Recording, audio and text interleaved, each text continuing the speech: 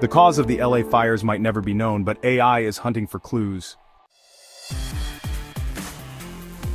The source of more than half of all wildfires in the western U.S. remains unknown, so the U.S. Forest Service has teamed up with computer scientists to create tools that can find answers.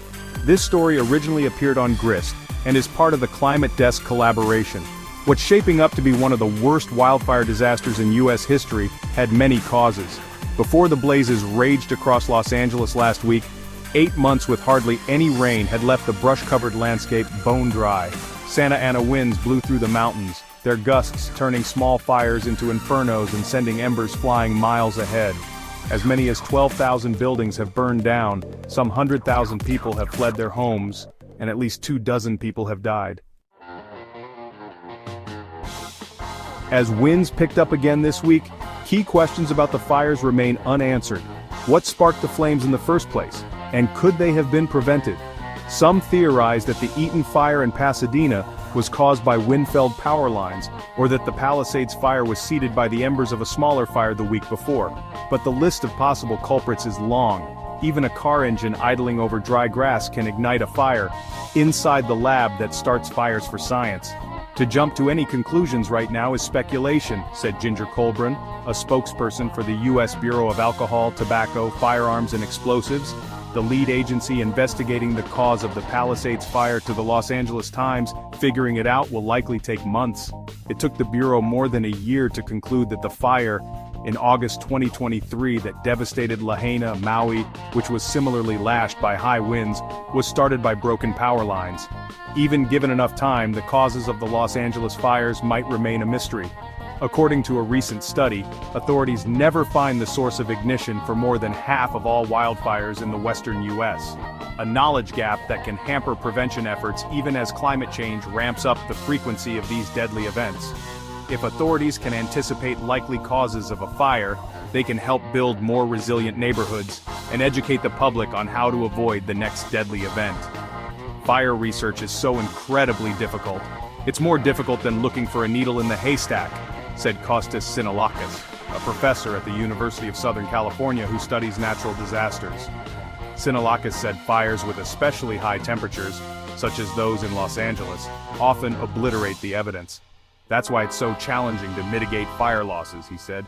You just don't know what triggers them. In 2024, Short expanded her wildfire archive to include more information useful to investigators, such as weather, elevation, population density, and a fire's timing. We need to have those things captured in the data to track them over time. We still track things from the 1900s, she said. According to Short, wildfire trends across the western United States have shifted with human activity. In recent decades, ignitions from power lines, fireworks, and firearms have become more common, in contrast with the railroad and sawmill-caused fires that were once more common.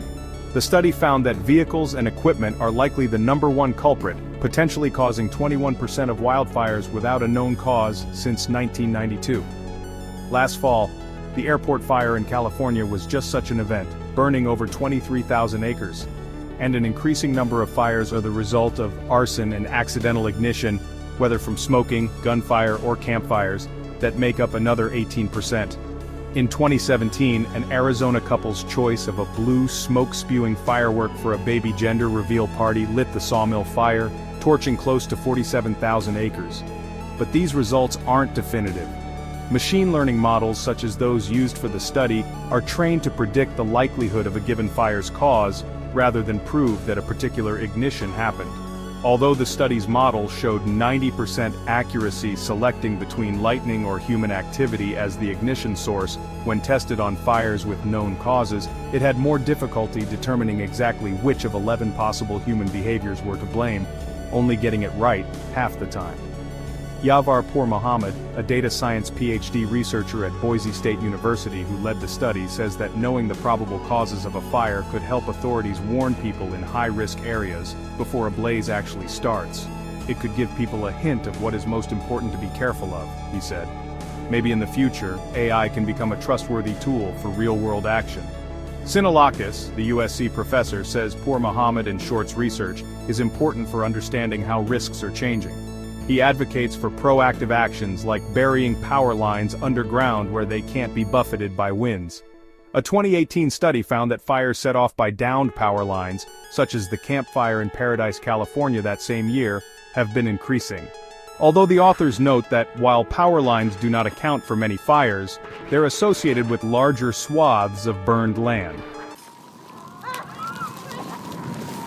We have to really make sure that our communities are more resilient to climate change, Sinalakis said. As we're seeing with the extreme conditions in Los Angeles, fire suppression alone doesn't do it.